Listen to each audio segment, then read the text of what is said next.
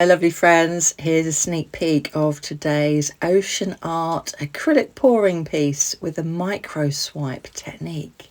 I've got some secrets that I really want to share with you today, so thank you so much to all my subscribers for being here today, and my lovely members Linda, Jill and Silver Dove. So welcome to my channel, thank you so much for being here, and today is another Talent Tuesday where my wonderful friend Kim and I do whatever we fancy, so her link will be in the description and comments below. So today, 3 secrets to creating unique ocean art using the swipe technique in acrylic pouring. So have you ever used fluid art before? I'd love to know what your experiences are, those watching. And this is a very different way to creating this ocean art, this seahorse today. I'm starting off with what's known as a bit of a dry base. So I'm painting very lightly a cover of white paint, and this is the beginning of the first secret, because what you're doing is you're going to allow more accuracy with the outline of the seahorse. So you leave that to dry for 10 minutes while you check your paints and it's ready to be painted on. So by now the paint is, because it's not fluid paint underneath, it's just giving it a lovely coverage, and the accuracy of the outline of the seahorse is so much easier. And I also, with the outline, use a darker colour than I do the other colours. If you use a wet base or a stencil, this can cause your initial outline to bleed. So by starting with a dry surface or dryish surface gives you more control and accuracy as you down your design. This is not to say that the other ways don't work. I've got 2 other videos showing the other 2 techniques that I've used, but I've got a workshop coming up and we have a short amount of time to do a taster, and usually we just do some little things on coasters, but everyone's got canvases this time and I really want them to be able to create this in an easy, quick and beautiful way. And there's tips at the end as well to show you how you can finish off the outline at home once it's dried. So yeah, really excited to try this one out. So as you can see, the outline has been created, and as you go along you can expand it. So at the moment I'm thinking the face looks a bit too thin, the tail needs a bit of work, but at the end, the head, where they have almost like little horns coming out of the head, and the tail can be given more definition as you go along. So I'm now adding the second layer of paint. So all the other secret, which isn't one of the 3 secrets, but is something that does add to the overall outcome with the cells and the watery look, and the effect of the swipe, all of the things together create the cells. So I've put 1 drop of silicone in 30 mils of all of the other paints that I've used today. So this is Pebbio Blue Green, and I've done a nice thick layer of that, but making sure that it doesn't overlap onto the dark blue base, which was aquamarine with a touch of black. Any black will do. And now I'm putting a lot of gold in, because the gold gets swallowed up and it really does highlight the other colours. And I'm using one of my favourite colours, which is that fluorescent yellow, and a tiny bit of fluorescent pink. And you can see I've used a tiny amount. This is secret number 2, and that is the combination of Australian Floetrol and Amsterdam white paint. There's just 1 line of it, and you can see now that I'm using an ordinary, I'm filling the rest of the base on the swipe side of the seahorse with the acrylic paint that I find the most effective, and that is from the works, the most amazing Crawford & Black acrylic paint. They've just finished doing their sale actually, so but they've to put their products into more of a environmentally friendly package, which is good. So if you manage to get some of their last bottles, then yeah, it's a fantastic paint, but it's still very, very reasonably priced.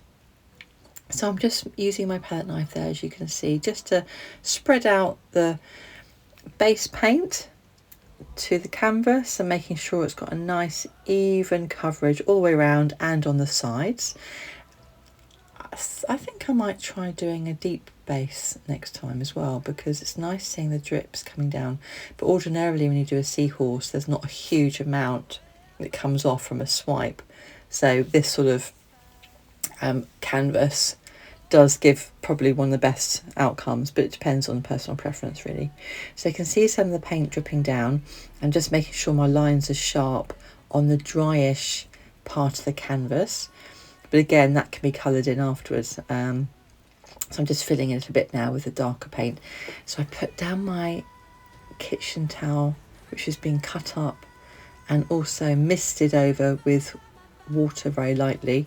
And you can see now why I didn't put silicone in the blue paint, which was the initial paint, because I didn't want cells coming through from the stomach or from the head or from the tail. In other words, I didn't want the initial colour to have cells in it or holes in it.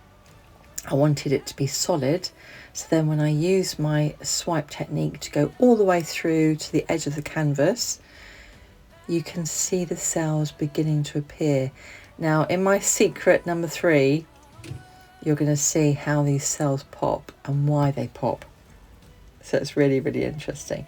Now just to go back to the cell formula, the secret to creating those amazing cells, along with a tiny bit of silicone in the other cells, is the special mix of that Australian Floetrol plus the Amsterdam titanium white paint. And the reason is it acts as a base layer for your swipe and is what reacts to the other colours to create the cells. All the other colours you can use for the swipe are normal acrylic white, as you saw, and then the silicone in the other colours then, as you can see, just create a nice gentle amount of cells, but it's not appearing so much until, and you might have guessed it, some of you, what the third secret is. The third secret really does make the cells pop. So what I'm doing now with my kitchen towel swipes, it's just, I've used so many different types of swipes and it is the most effective way of swiping.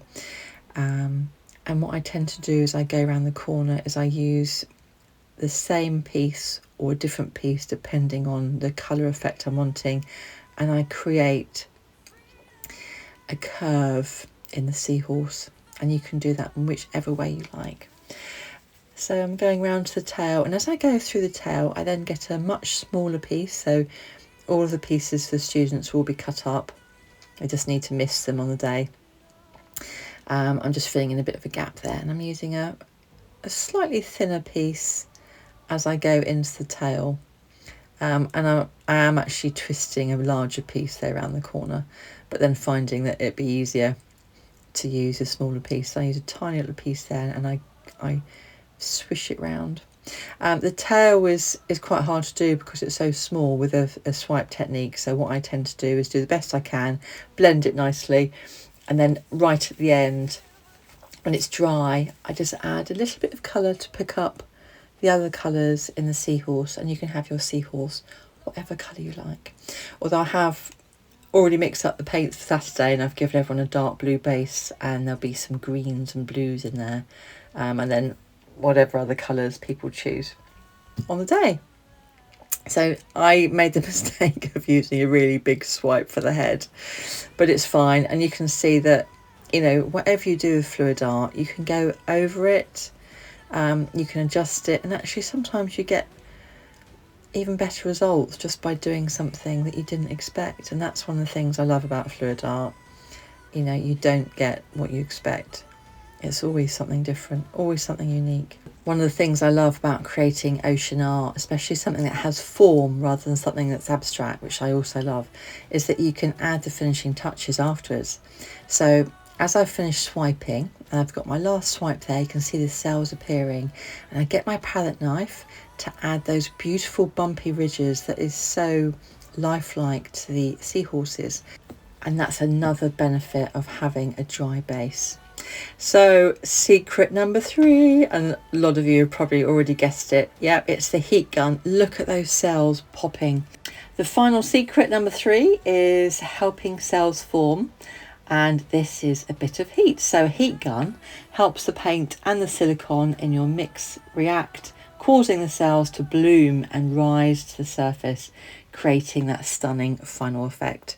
So I'm literally just doing some touch-ups now, and that's my Seahorse finished, and I left it to dry for a little while, and then afterwards, and this is something that you don't need to do because the Seahorse is perfectly fine as it is, and you can use other methods. So once it was dry and I finished touching up the ridges, and I put a little bit of extra colour here and there, and I was happy with how it turned out. And also I used a couple of little tools like my palette knife and a cocktail stick.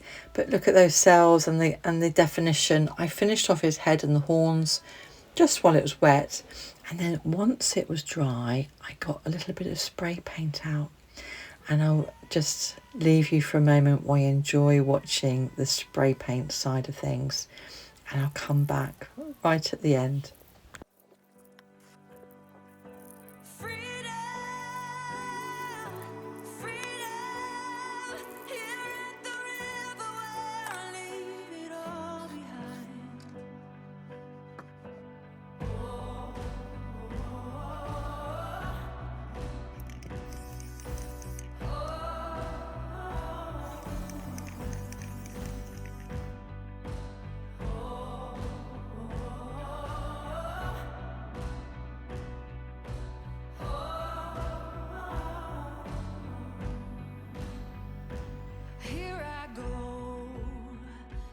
To the river where my soul is satisfied.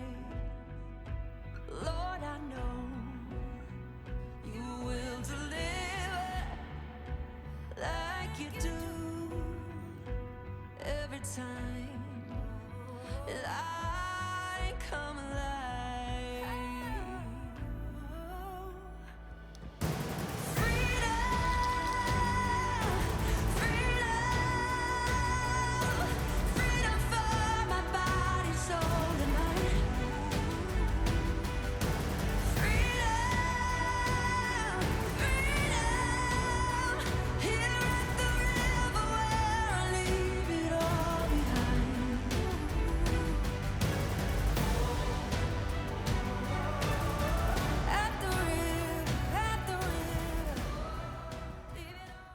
So this is something else you can do with your Seahorse once it's dry, just giving it a nice little spray paint of the different colours to bring out the colours in the Seahorse. So I hope you've enjoyed this ocean art today. If you're acrylic pouring, would you try the swipe technique or the micro swipe technique? I'd love to know what you're working on. So I'm going to send this video out to my students to prepare them for a workshop that's coming up soon. And I hope you've enjoyed it. Please let me know what you think and what you think about the secrets today and what ocean art you might be working on. Let's go and check out my wonderful friend Kim from Kim's Art Alchemy to see what creations she has made today. Her link will be in my description and comments below. So thank you so much for being here. Keep shining, and don't forget your art is a piece of you. I hope to see you again soon. Take care. Bye. At the river where my soul comes to life and I come alive.